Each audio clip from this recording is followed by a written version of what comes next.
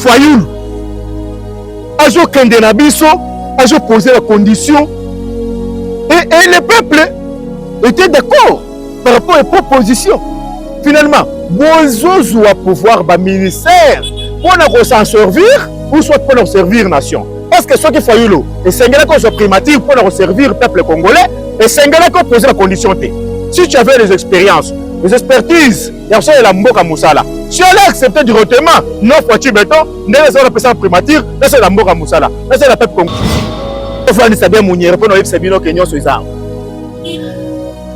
Comment fait-il que je ne coste? C'est saboter Thérèse Kampangala. C'est saboter Rossi Mukendi.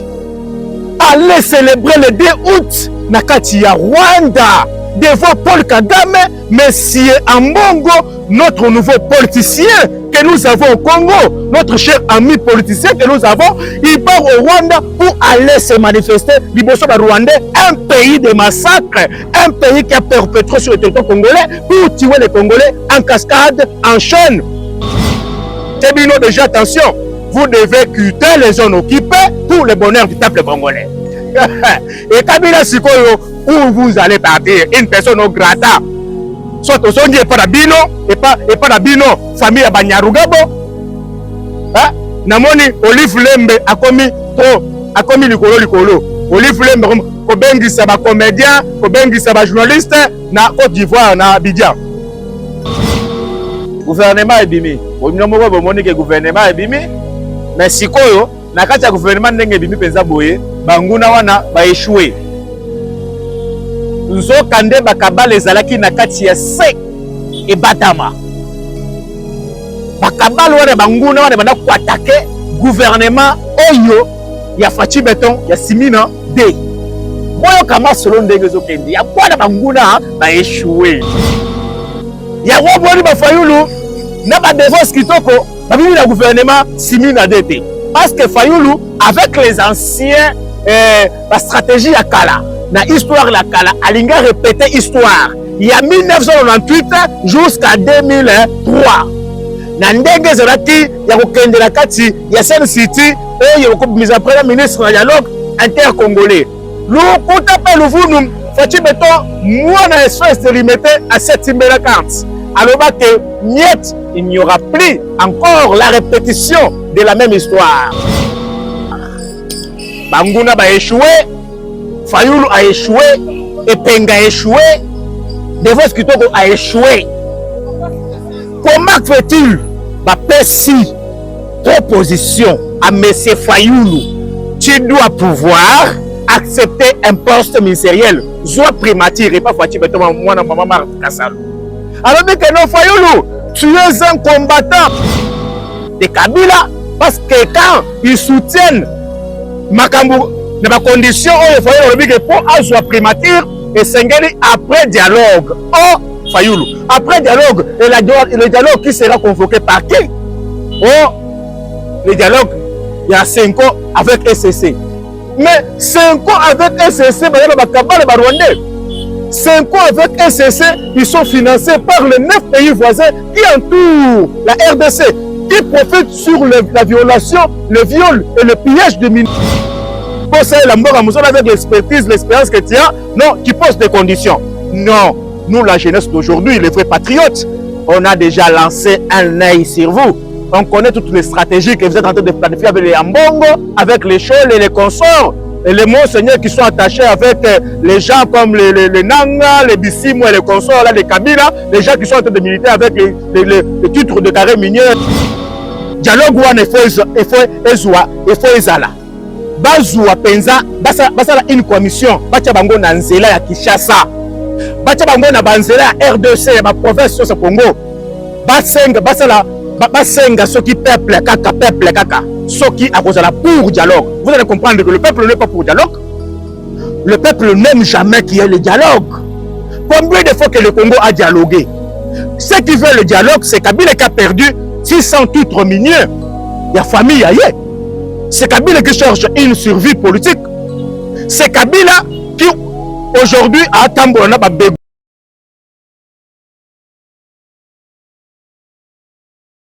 N'hésitez pas à liker la vidéo si elle vous plaît et si vous êtes nouveau sur la chaîne, n'oubliez pas de vous abonner et d'activer la notification pour ne rater aucune de nos prochaines vidéos.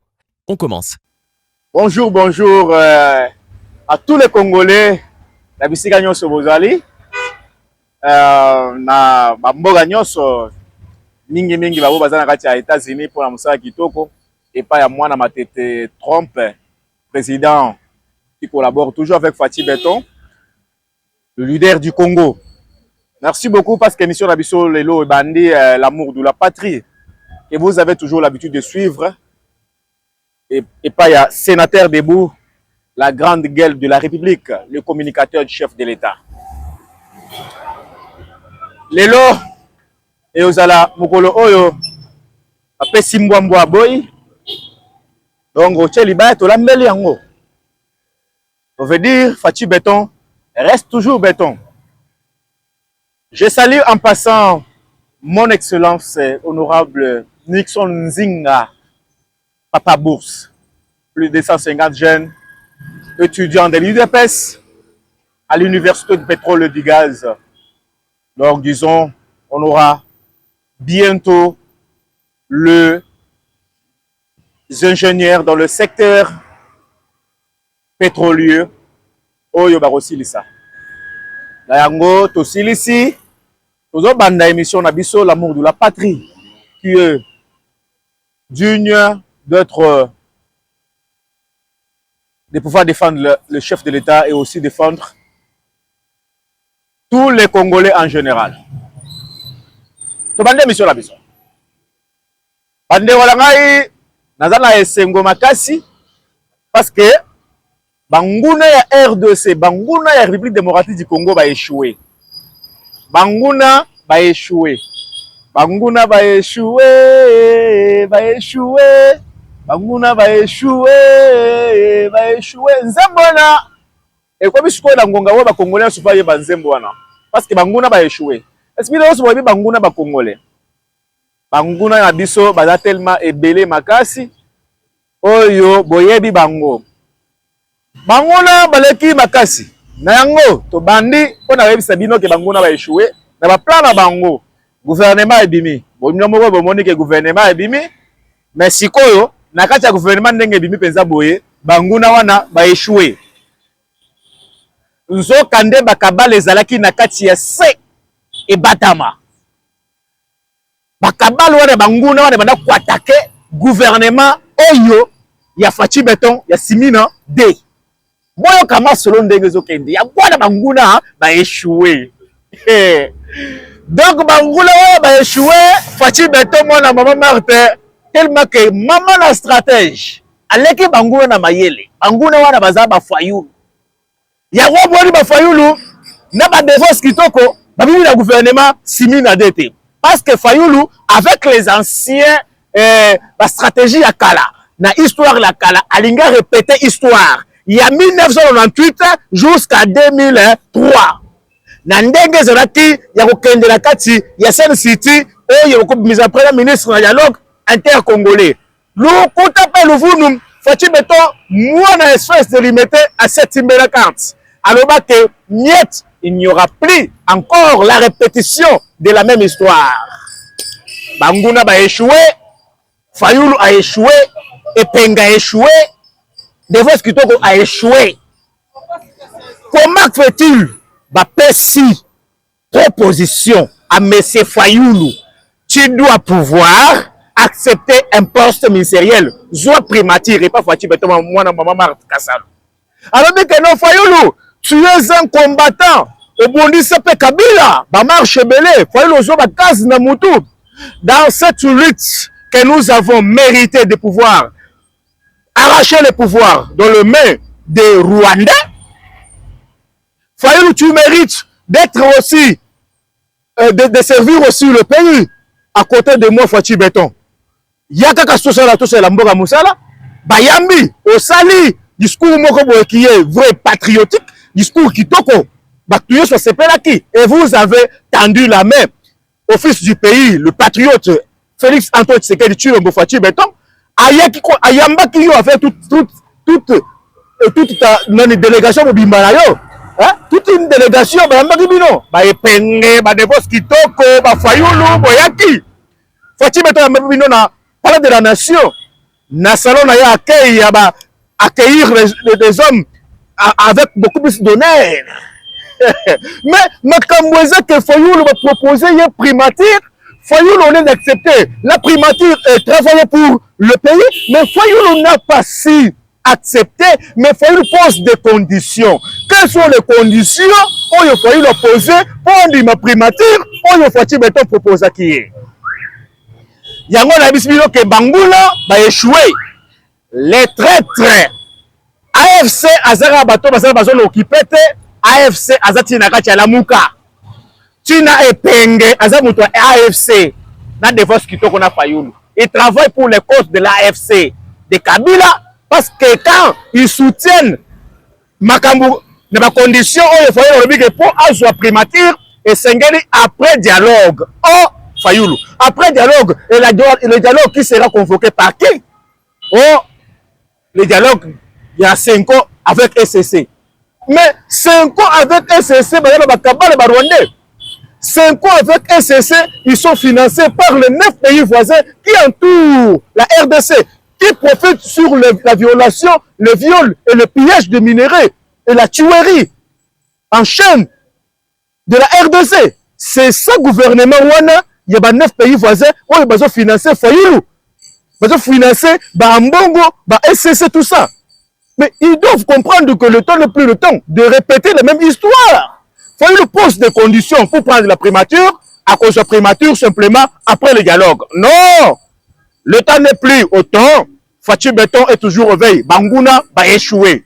C'est ça le problème. Banguna va échouer avec leur stratégie. Bakabale Yamabe, Bakuba Wana Toboyango. Na yango, bande onangai, bande onanga nazo bisabino ke makambo ezo kende pe ezo kende tozo kende nango kaka boye. Ndenge nini batu oyo Fayulu azo kende na biso azo poser la condition et le peuple était d'accord par rapport aux propositions. Finalement, bozo à pouvoir ba ministère pour s'en servir ou soit pour leur servir nation. Parce que ce qui Fayulu et Sengela qu'on soit primature pour leur servir le peuple congolais et Sengela qu'on poser la condition. Si tu avais des expériences, des expertises, il y a la mboka musala. Si elle a accepté directement, non, Fachi Beton, ne laissez pas la primature, laissez la mboka musala, laissez la peuple congolais musala. Non, comme tu as toujours voulu être toujours acclamé par le peuple congolais, Fayulu Andingara, mais Moutouassé Asila, le rôle de Rason. Assez Asila. Fachi Beton ko la Moussa Batou Moussou sur la politique pamba pamba te. Ko pesa Batou Moussou babegi ya pamba pamba te. Bazwa Fayulu le kananzela.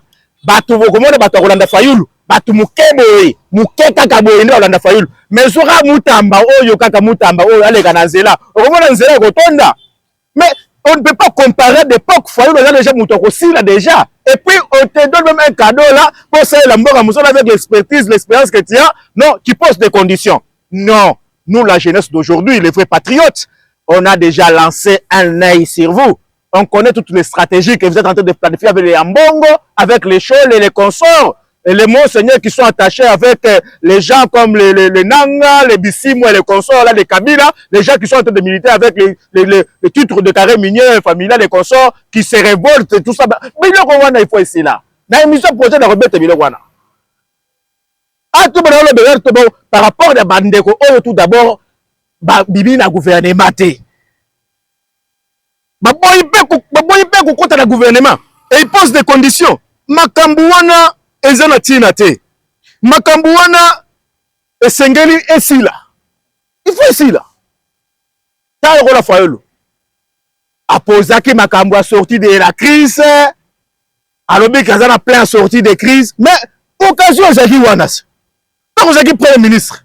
On a plein il a sorti la crise. Mais pourquoi vous ne l'avez pas accepté? Pourquoi vous posez des conditions? Vous connaissez que le dialogue inter-congolais est rosonga. Vous connaissez que cette cité est rosonga. Non, le Congo ne peut pas tourner au rond. Congo peut retourner boyete par rapport à vos intérêts, vous avez la poche. Congo retourner boyete avec Fachi Beton. Maintenant, gouvernement est bimi et gouvernement oyo ya musala. Félicitations au gouvernement et Bimi, en tout cas bonne chance. Parce que les chefs ne se trompent pas. Le rôle à Moutouillon sauté. Mais bateau va bimite, bayebani. Je pense que naebite bateau va bimite wana, bawa bimite, bawa balongwe na gouvernement simina 1, ba kwati na simina DT, bazali na bango. Le rôle fait na ngai, le rôle à Didier Mpambia. Na Didier Ntenge Lito, na Wivin Moleka, Goda Motemona, Venanga Teddy Luamba, na Léonie Kandolo, Kizito Gilbert, Kabanda, Ephraim Akwakwa, Nathalie Aziza. Nathalie Aziza est rwandaise à cause de la nationalité naïe. Donc, la révélation, Fatih Beto, en tout cas, merci Makassi. Nathalie Aziza, c'est une rwandaise à cause de la nationalité naïe. En tout cas, c'est bien. Nenga bimi nous dans le gouvernement. Qui t'a représenté la case. Et venanga Samuel Samuel Adubango. What appelle sous ba incompétent. Cliquez ba incompétent, ba bimité dans le gouvernement. En tout cas, toutes nos félicitations pour le Moussala Kitoko. Oyo basali penza nakati ya organisation ya kubimisa gouvernement Simina 2. Gouvernement Simina 2, pour moi, je crois que c'est un gouvernement qui est sorti pour la vision chef de l'État et aussi pour la vision du peuple congolais. Parce que la vision chef de l'État égale la vision du peuple. La vision du chef égale la vision du peuple sur l'action. Et non pas pour na kendena biso makambu ya ba masolo a belé te. Nous voulons un gouvernement des hommes et des femmes rigoureux. Les hommes et des femmes de terrain. Oye bako banda ko kende ko enquêter misala to nyoto lokola shit katende zo banda misala esengeli ministre ya infrastructure soit énergie kwa kitaka wana ko kende ko tala ka makambo wana misala nyonso wana kende mbangu ministre ya infrastructure banzela na kati parce que lokola na milito Congo est en plein chantier trai banyoso wana zo kata kosala avec Fatih Beton. Donc na ndenge to wana kata ko kende c'est un gouvernement de triomphe, un gouvernement qui ne fera jamais la honte pour le chef qui a donné le go par rapport qui a donné cette domination et cette confiance et pas ya bande wonabiso et ba woza bazo sala bazo mériter confiance à chef et aussi pour passer la mboka biso musala bande ko naziki ko yebisa bino ke bangula ba échouer na bakabal na bango bangula ba échouer parce que chef de l'état azali moko oyo peuple congolais tchela ki pesa motema pe azala kati ya kosala motema azala kati ya kosala musala na ye. Mokonzi mboka azoleka na nzela. Mokonzi mboka azoleka na nzela. Amona lupango moko boye batie coupe na kati. Batie coupe na kati. Batu bazala kati ya lupango wana mais bazui sikoyo chaîne ba encercler lupango wana. Batie ba kadena minene. Batu bazoleka na nzela ba oyo na mituka na mitu. Bazoleka na nzela ba oyo na basi na mitu. Ba bazoleka na nzela ba basimi milangi ya masanga bazoleka na nzela. Batali lupango bazo betango kala bazo mona ngote bazo lega na bango bazo lega na kamona bango moko na bango Fatih Beton Mukwanto Mbolo azo lega na nzela comme l'homme libre et chercher qui il peut libérer, quel peuple il peut libérer. Chef de l'état azo lega atala boye amoni na lupango moko boye bakangi ba chaîne batima kadena minene coupe na kati na batu ayoki batu bazo lega na kati. Alors, non, je dois pouvoir pénétrer sur cette maison ici. Et Sengena libérer Batu Oyo. Akoma boye, abandi ko kanga bachene wana zo kata bachene azo buka bakadena. Batu musu bazo ko yebisa ye. Pona nini oyo ozo ko kota na kata lupango. Mais abandi ba discussion na bango. Mais convaincre Batu wana andimi ba danger nyoso, abuki bakadena, azui coupe, a libérer peuple wana. C'est ça le chef de l'État qui est Fatih Beton. Vous comprenez que le chef a pris le pouvoir sous les risques. Le chef a pris le pouvoir avec beaucoup plus accepter tous les dangers possibles. Pour arracher le pouvoir dans les mains des Rwandais. Arracher le pouvoir ne m'a pas de Kabila. Arracher le pouvoir ne m'a pas de Kagame. Une colonisation de 18 ans après la colonisation belge, d'où nous avons d'abord passé sur ba époque ya une colonisation rwandaise oyo ya ba fausse commune Thérèse Kampangala, tué et pas tué dans la paroisse catholique. Les massacres des chrétiens, la tuerie, et belé, ah, bandeko nangai, ambongo sort, nakati ya Génécoste, ambongo part pour aller nakati ya Rwanda et aussi pour na okende, ko célébrer messe, nakati ya conférence na bango, na niveau à Kigali, le 2 août. Donc, ça s'est craché sur la mémoire des massacres, des multitudes de massacres, de tueries sur le sang des Congolais. Et ça se passe comme ça. Ambongo tient à se mettre liboso, à tenir discours liboso à Rwandais en félicitant le président rwandais Paul Kagame, toutefois en lui félicitant, à ça y est, autre mais c'est jouer avec le peuple congolais. Ambongo. Ok, il peut, on le dit, liboso peut, il y a cher, on peut se faire comme nion, tu peux pas le payer comme nion. Mais c'est quoi ça? Le 2 août 1998, voilà l'histoire qui commence. Un certain matin à 9h30, Kisangani tombe sous l'affrontement des deux rébellions, Ouganda et Rwanda. Des forces armées étrangères se sont battues sur le territoire congolais. Massacre sur massacre, la guerre des 6 jours. Et à Kinshasa, Nebakwa Tunio sur Kinshasa, les tueries un certain matin, bibembena bibembe. Bande Konangai. Qu'est-ce qui se passe avec Ambongo? Est-ce que la tête du cardinal tourne bien? Naza Ajinin. Je suis une génération montante. Voilà la conscience. Quand même, est-ce que tu as une génération où vous allez tromper? Est-ce que vous en êtes sûr? Liboso tozo kendena bino. Est-ce que vous avez les sous?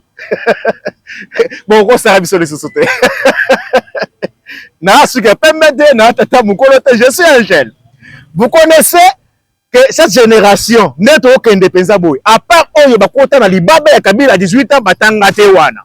Ba professeur, ba généraux, ba fois combattant Mboka Oyo à 18 ans Kabila pour achever et détruire toute une génération. Mais nous avons eu la chance d'être auprès.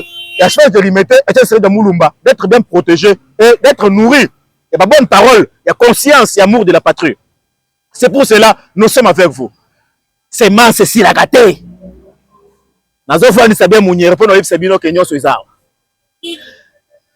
Comment fait-il que Génécoste c'est saboter Thérèse Kampangala? C'est saboter Rossi Mukendi.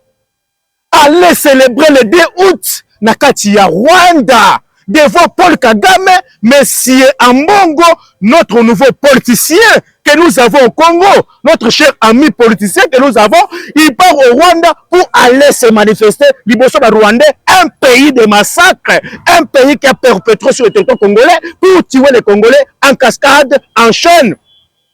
Un pays qui pille le minerai de la RDC stratégiquement, jour et nuit. Ambongo, SCC, Senko, est-ce que Tokolobanine, Eza N, Tokolobanine, est-ce que Ezali, que le peuple congolais, Tokoloba, Eza Nini, peuple congolais, j'aimerais vous dire très bien que Senko ne travaille pas pour le Congo, SCC ne travaille pas pour le Congo, et il n'y aura jamais le dialogue. Avec Fachi Béton, il n'y aura jamais de dialogue. Si seulement si dialogue wana il faut ezala bazwa penza basala une commission bacha bango na nzela ya Kinshasa bacha bango na banzela ya RDC ya ba province ya Congo basenga soki peuple kaka soki akozala pour dialogue. Vous allez comprendre que le peuple n'est pas pour dialogue. Le peuple n'aime jamais qu'il y ait le dialogue. Combien de fois que le Congo a dialogué? Ceux qui veulent le dialogue, c'est Kabila qui a perdu 600 titres miniers. Il y a famille ailleurs. C'est Kabila qui cherche une survie politique. C'est Kabila qui, aujourd'hui, a Tambona Babébi, Azana Kati, a connu déjà, n'a plan politique, c'est une personne à effacer. N'a plan politique, Kabila est déjà un cadavre. N'a plan politique, Kabila ne respire plus, c'est une personne qui est en état de coma. N'a plan politique, Kabila, c'est une personne à chasser. ravir la nationalité, une personne non grata. Na plan politique, Kabila sera une personne comme le gens qui étaient tout proches au Osama Ben Laden. Il y a haute prison surveillée dans le monde. C'est ça l'endroit de Kabila. C'est pour cela que je passe à l'action. Merci beaucoup avec la nomination de nouveau ministre de la Justice. Faut-il mettre dans la stratégie. Après Moutamba égale un nouveau ministre. La page Moutamba tourne. Lelo, tozo kendena bino. Tokomi na moko bato bengaye Guillaume Ngefa. Le nouveau ministre de la Justice, Guillaume Ngefa. Guillaume Ngefa, azali moko oyo, c'est un ancien expert des Nations Unies, donc au parcours international. Guillaume Ngefa. Pour le Kamboua Kabila, il faut que le score au niveau international. Pour le niveau national, auditeur. Likulia, déjà, Kalamingité, ce sera la condamnation de Kabila. La condamnation de Kabila, c'est maintenant. Après condamnation, Malamoko, Moutodo Kende, Akoti, Nagacha Masolo, Akoti Nakumba. Nakumba wana tiki wana te. To senge pas chef de l'État, bandeko na ngai. Kabila lobby na hôtel na Rwanda. Lobby oyo leki lobby la ya le 6 août.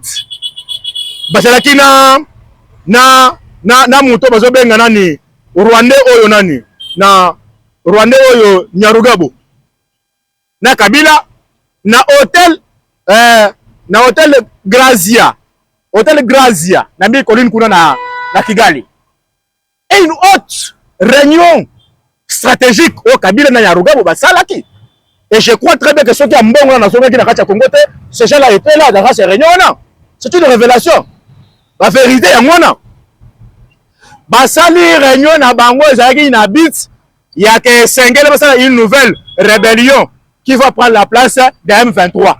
Parce que la tension monte aux États-Unis. Pour que Babengana Sikoyo, pour que M23 va se retirer dans la ville de Goma, dans la zone occupée. Nayoki Mbalamoko Baleki Kotoyo et pas la Bissimo, non, nous allons laisser seulement la police et une armée d'autodéfense par rapport à Yago. Non, non, on n'a pas besoin de ça. Et vous avez entendu dans l'intervention, il y a le patron de Blackwater. Le patron de Blackwater a Tchébino déjà, attention. Vous devez quitter les zones occupées pour le bonheur du peuple congolais. Et Kabila Sikoyo, où vous allez partir, une personne au grata, soit au son et pas d'abino, et pas d'abino, famille à Banyarugabo, Namoni, Olive Lembe, a commis Likolo. Olive Lembe, Kobengi Saba comédien, Kobengi Saba journaliste, na Côte d'Ivoire, na Abidjan. Nous ne pouvons pas s'attaquer à la première dame, maman de Nice Nakeo. La première dame. Non. Ton époque est déjà passée. Mais tu que la paix, vous avez bien moussé dans le Kenya. Qu'est-ce que maman première dame à Salayo? Hein? Et maintenant, voilà, vous êtes perdu. Vous êtes perdu. Et une personne qui est perdue, et directement, ça reste comme ça. Une autre réunion de sécurité stratégique, Nakatia Hôtel Gracia, Nakatia Kigali, avec Kabila Nyarugabo, bandeko nangai, toi sabino que la personne est déjà morte. Akoufi. Fatou Beton ne quittera jamais le pouvoir sans arrestation ya Kagame na Kabila te. Fatou Beton a un pouvoir tellement que te ba Nyarugabo ta ba kanga bango, ta ba kufa, ba James Kabarebe ta ba kanga bango ta ba kufa, ba tunyo so wana ba click na bango wana.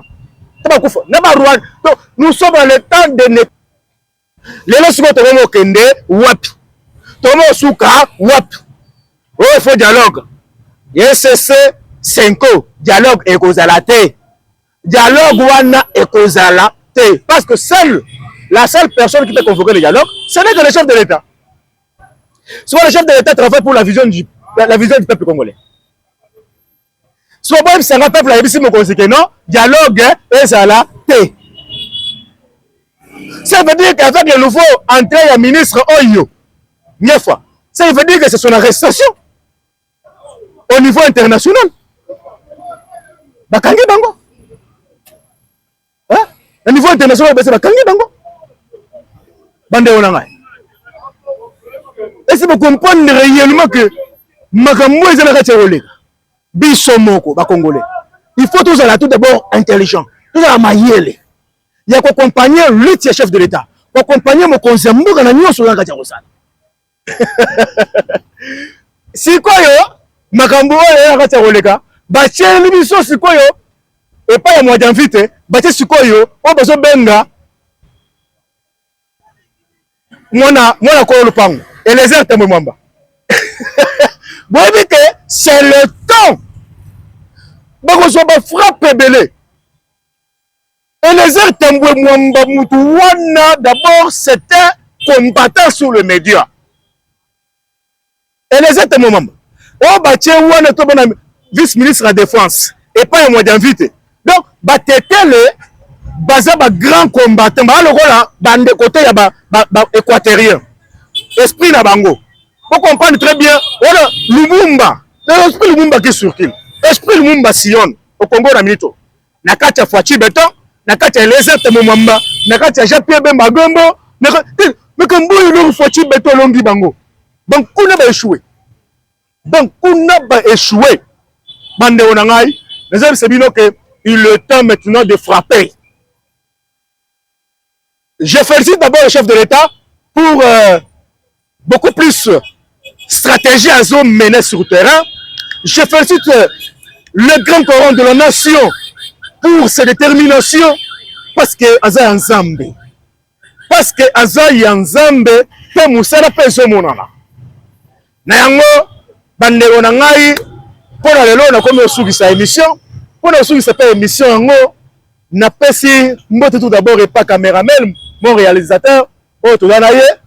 Et puis la pesi mbote belé pas ya DG Pichu Moutombe, Mukolo chaîne ya Moutombe TV. Bon s'abonner pour makambo eza bela bon révélation ezawa.